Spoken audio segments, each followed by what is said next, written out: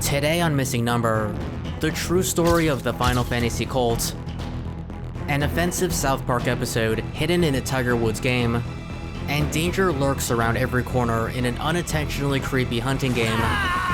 Missing Number starts now. This is a true story.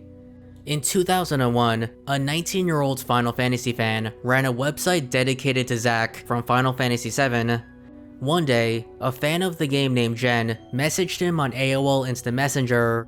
She referred to the 19-year-old as Zack, and she insisted that Zack call her Genova, which is an alien creature from Final Fantasy VII. Jen talked about magic, and asked Zack if he had any memories of past lives. Zack said no, but believed in past lives. Zack regretted saying that in hindsight, since, quote, "It was like inviting the vampire into my house." Jen slightly convinced Zack, who used to be pagan, that he was Zack from Final Fantasy VII, since they were both alike. At some point, Jen and her partner Hojo invited Zack to live with them and their roommates in their Pennsylvania apartment. Zack didn't want to stay in Brooklyn where he lived, and didn't get along with his mother. He also drank a lot, was grappling with his gender identity, and was, quote, stupid. So Zack packed up his stuff and took a $100 bus trip to Pennsylvania, where he got a job at a grocery store. The first time Zack met Jen and Hojo in person, the latter was wearing a lab coat, while the former was wearing a purple skirt pulled over her breasts. For some reason, Jen started screaming in Hojo's face, but then suddenly became, quote, the nicest person ever. Jen was a soulbonder, which is a person who has a spiritual connection with fictional characters. Jen took on multiple personalities, and named roommates after Final Fantasy VII characters. One of the roommates was given the name Eris, who Zack befriended. Zack described her as a cool nerdy college girl that liked old RPGs. Things got weird when Jen kept pressuring Zack and Eris to sleep together, since their characters were a couple in the game. Jen threatened that she was going to put aphrodisiacs in their food. When Zack and Eris didn't hook up, Jen became disappointed and started snuggling with Eris, making loud kissing noises, which bugged Zack as he tried to sleep. Jen ended up quitting her babysitting job since she said she was pregnant with an astral baby.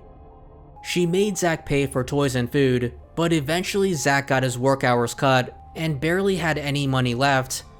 They would eat $10 steaks, which made Zack sick since he was a vegetarian.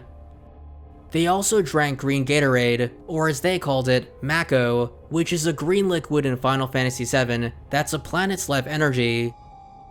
At some point, Jen made Zack bring home expired food from the store that he worked at.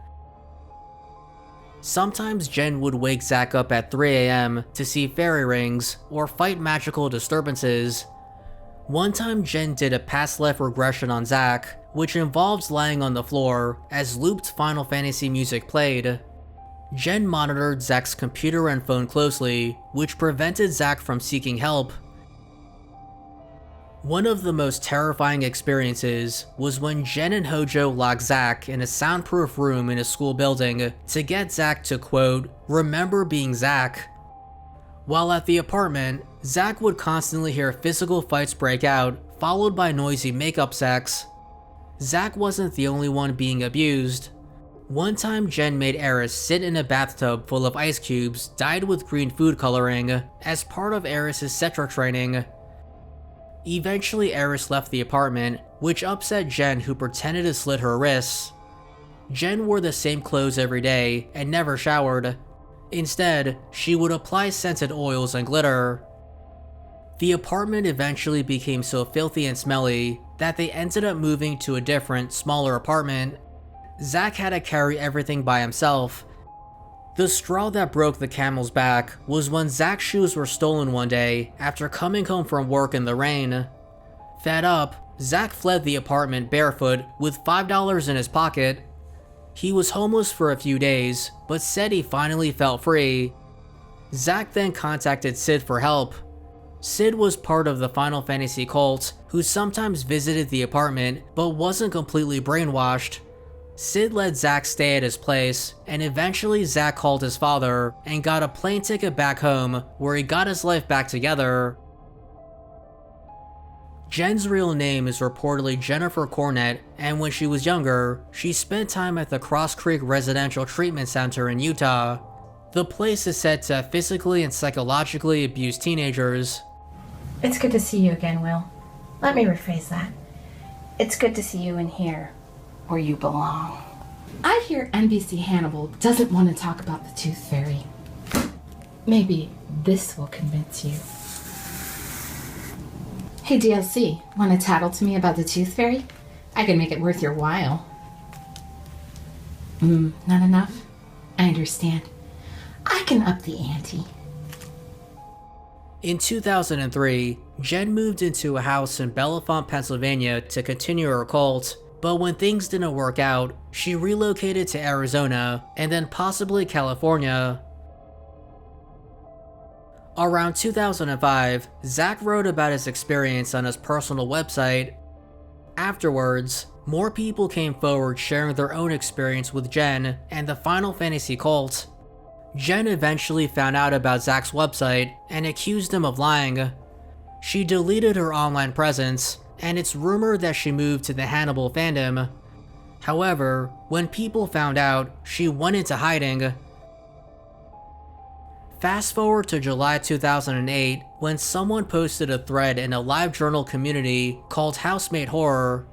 The person shared a story about an awful roommate they used to live with. The roommate believed that she was soul bonded to a Suikoden game character. She would always play a crappy looking 90s RPG and perform rituals with her followers in the house. She was eventually kicked out, and the Something Awful forum picked up on the story. After some detective work, the forum discovered that the roommate in question was Eris from the Final Fantasy cult. Cosplay pictures of her were uncovered, and Eris allegedly threatened to sue everyone, but she eventually went into hiding. If you like this video so far, be sure to subscribe, like, and click the bell icon for notifications. If you have any gaming myths, mysteries, oddities, or Easter eggs, be sure to let me know. You can also check out my other YouTube channel and watch me live on Twitch. The links are in the video description. Now back to the show. On January 14th, 1999, someone called the WFLZ radio station in Tampa, Florida, and made a bizarre claim. There was a South Park episode hidden in Tiger Woods' '99 PGA Tour Golf for the PS1. The game came out 2 months prior, and it was EA Sports' first Tiger Woods branded golf game in the PGA Tour series. According to gaming website Time Extension, who spoke to both the game's producer Steve Cartwright and an anonymous source with fairly intimate knowledge of the situation, PGA Tour's game developers investigated the incident, and sure enough, they actually found the South Park video hiding in the game's files.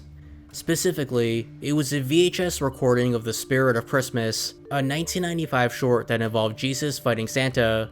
It's considered a pilot episode of South Park, and it contained uncensored vulgarities and bloody child murder. Somehow it made its way into an E-rated Tiger Woods game, and EA was not happy. "Holy shit," the anonymous source blurted out when the team discovered the video. "Oh my god, we forgot about it," added Cartwright. The file was named zzdummy.dat, and it was solely used to fill up space on the disk to make the game load faster. It was useless dummy data that was never meant to be seen, but lo and behold, some kid ended up finding it by putting the PS1 disc in their PC. It's unknown why they did this, but one theory is that they were trying to listen to the game's soundtrack. Apparently, if you put a PS1 disc in a PC, the game's music files can be accessed.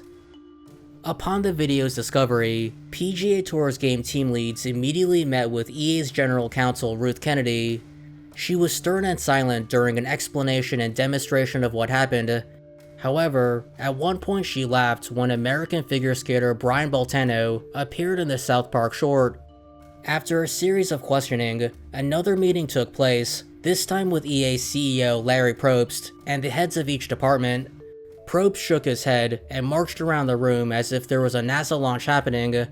He asked what the impact on their finances were, to which someone replied that it was actually fairly negligible. Then another person said that the issue could easily be fixed in a day by just replacing the file.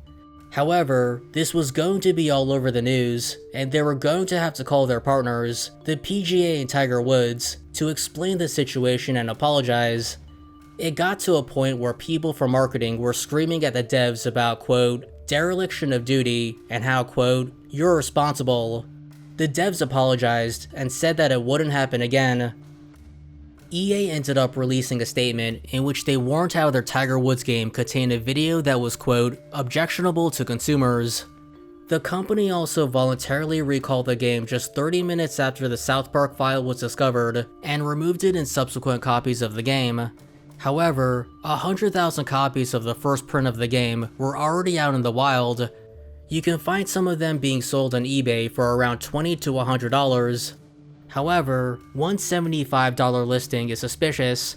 A disc that contains the South Park file should have the code number 791107. The number on this disc is different. Fortunately for EA, the incident didn't really hurt them financially, nor did it ruin their relationship with their partners. They were understanding, and Tiger Woods was even a fan of the South Park short. Cartwright expressed, "We were embarrassed that it was on there. At first it was like, oh my gosh, we kind of laughed about it, but the worst thing for us, as I said, was the managers pointing fingers, trying to cover their butts, saying this employee did it on purpose, and it was sabotage, which was all a lie. Even the marketing and PR teams demanded to know, quote, who did this? You don't do this accidentally. This is purposeful. Who did it? They should be fired. This is a PR disaster." An EA representative named Pat Becker told GameSpot that the company was going to take action against the culprits. Eventually they were able to track down an engineer who allegedly admitted, quote, "We needed a dummy file, and it was too good to turn down. It was awesome, and I didn't think it harmed anybody. I had no idea it would ever be brought to light. I apologize. It was just an unintentional consequence." It's rumored that the employee got fired. One Reddit user named BSenFitner, who claimed to have written the front end of the Tiger Woods game, said that they forgot to replace the file before going gold.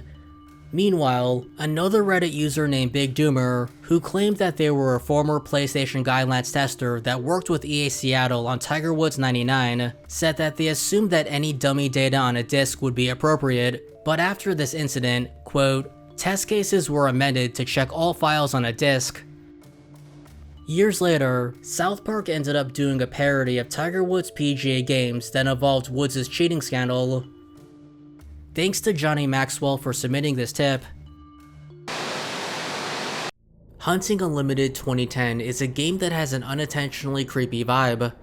While hunting animals, you'll traverse desolate landscapes and come across abandoned homes, boats, churches, mines, and military bases. Sometimes you'll find dead animals that weren't killed by you. Tense music will also play at times, even though there's nothing around you.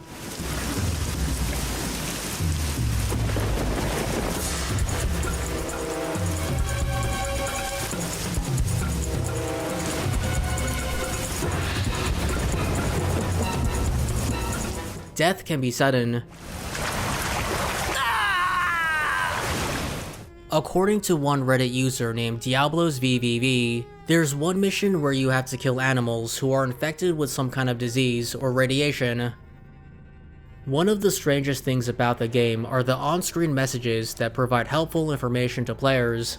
Usually in games, they're written in a matter-of-factly way, but in Hunting Unlimited, they're written in first person. Other times, the messages are written as if they're the inner voice of the character you're playing as. It's pretty weird. One message even mentions the game's music, and how you're going to die if you read the message for too long. Some messages will warn you that something is watching you, while another message eerily asks, "Have you made it this far alive?" In one particular mission, as recorded by Diablos, footprints can be seen ominously circling the player, even though there's no animal in sight. Diablo said that the footprints followed them, but would circle them if they were stationary.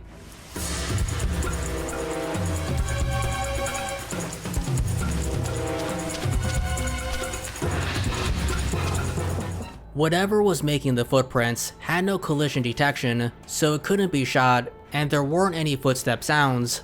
The hunter became the hunted. When examining the footprints more closely, it looks like they belong to a bear.